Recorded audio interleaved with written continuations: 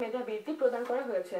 ছাতকের নোয়ারা ইউনিয়নের ছনখাই গ্রামের বিশিষ্ট সমাজসেবী ও শিক্ষানুরাগী লন্ডন প্রবাসী আশোক আলীর পৃষ্ঠপোষকতায় এই বৃত্তি প্রদান করা হয়। বৃহস্পতিবার নোয়ারা ইউনিয়নের রাজারগাঁও প্রাথমিক বিদ্যালয় মাঠে বৃত্তি প্রদান, বার্ষিক ক্রীড়া প্রতিযোগিতা ও পুরস্কার বিতরণী উপলক্ষে এক আলোচনা সভা অনুষ্ঠিত হয়। অনুষ্ঠানে শিক্ষা সমাজসেবার বিশেষ অবদানের জন্য একজন বিশিষ্ট ব্যক্তিকে সম্মাননা প্রদান করা হয়।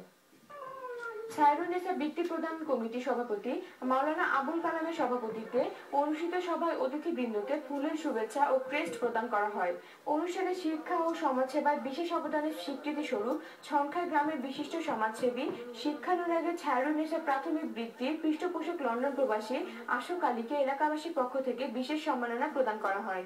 অনুষ্ঠানে প্রধান অতিথি হিসেবে বক্তব্য রাখেন ছাতক উপজেলার শিক্ষা কর্মকর্তা আলী আহসান।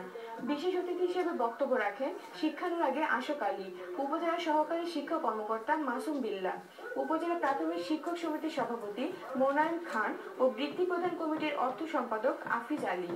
অনুষ্ঠানে বক্তাগণ শিক্ষা ও খেলাধুলায় এ ধরনের মহতী উদ্যোগ গ্রহণের জন্য ছায়রুন্নেসা বৃত্তি প্রদানের পৃষ্ঠপোষক লন্ডন প্রবাসী আশোক আলীর ভূয়সী প্রশংসা করেন।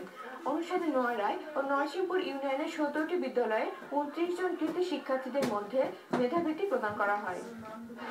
ছাত্রছাত্রীদের লেখাপড়ার সাথে খেলাধুলা দেওয়া অবশ্যই প্রয়োজন।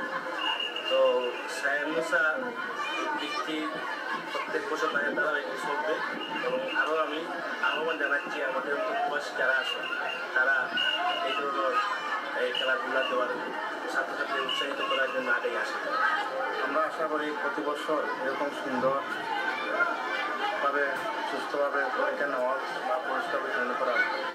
গ্রেটার লামা